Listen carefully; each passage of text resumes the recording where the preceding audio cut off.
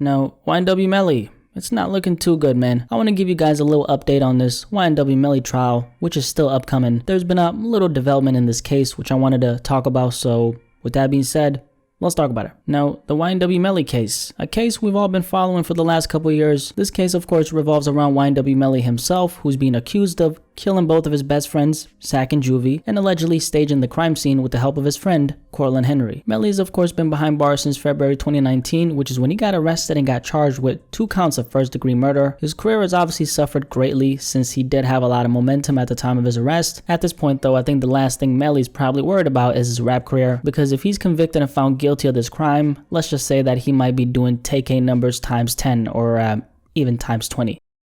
So regarding this specific development that's taken place in his case, what's happened is this. A detective who goes by the name of Christopher Williams is actually being called by the prosecutors as an expert witness in his case. Now, why is this detective being called as a witness? Well, Detective Christopher Williams has a lot of experience in the field of forensic science. More specifically, he's an expert in what they call shooting incident reconstruction. Essentially, the man is a pro in analyzing cases that involve anything that has to do with shootings. Now, Christopher Williams has been called by the prosecutors to give his personal opinion on this case, specifically whether or not if YNW Melly was the shooter, like the alleged evidence the police has claims. I want to take a look at this article TMZ wrote. They were the ones who broke the story. This is what the article says. YNW Melly appears to have been the triggerman in the murders of his 2 friends, at least according to a police detective who is set to testify at Melly's upcoming trial. According to new legal documents, Detective Christopher Williams will be called by prosecutors as an expert witness, where he'll tell the jury it was more likely Melly fired the fatal shots inside a car. So it's already known what Detective Christopher Williams is going to say in court, since he's already done a reconstruction of the shooting. You're going to see what the article says on the next part, but Melly is the one who's being pointed out as the shooter by this detective, and this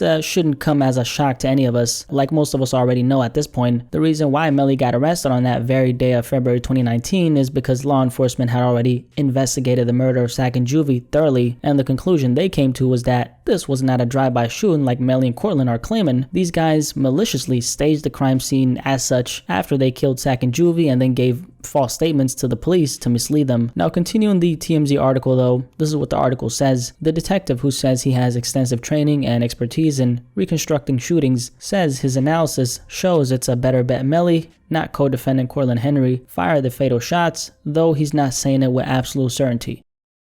So again, Melly is the person who's getting accused of this double murder. As for Cortez Henry, by the way, he was of course the person who showed up to that hospital in Miramar, Florida, requesting assistance for Sack and Juvie. Cortez was also the one who initially got questioned by the police. He told the police a story about how they just came from a recording studio in Fort Lauderdale, Florida, and as he was driving, a car pulled up on them, boom, boom, boom, started firing, and that's how Sack and Juvie had gotten shot. Even though Cortland's role in this case is pretty significant considering the fact that he, according to law enforcement, gave false statements to the police, at the end of the day, he's not the one who's being accused of being the trigger man. Melly is. The article continues by saying, remember, when Melly and Henry were arrested and charged in the double murder of their friends, cops said their initial investigation determined Melly shot the men, and that he and Henry then staged the crime scene to look like a drive-by shooting.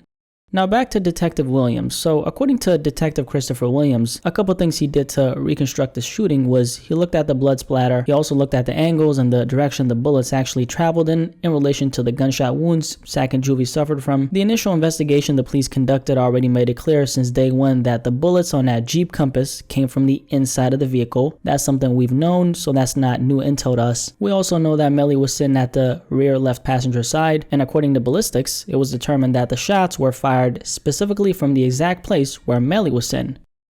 Now that aside, one piece of info I haven't seen until now, maybe I missed it, maybe it wasn't in the actual arrest affidavit, I'm not sure, but the info is this. According to the detective, the evidence determines that the gun that was used in this double murder was fired no more than 8 inches from the victim's face. Now just with that information right there, if the shots were fired 8 inches from the victim's face or less, that completely negates the drive-by shooting narrative that was told by Melly and Cortland. Something else I want to bring up, Melly's legal team actually apparently tried to have this detective excluded from his trial, but the court ended up denying the motion. YNW Melly, who's facing the death penalty, tried to have the detective excluded as an expert witness at trial, but the court denied his motion, essentially saying testimony doesn't have to be 100% conclusive. Plus, the judge said Melly's attorneys got a chance to extensively cross-examine the detective about his findings and methodology.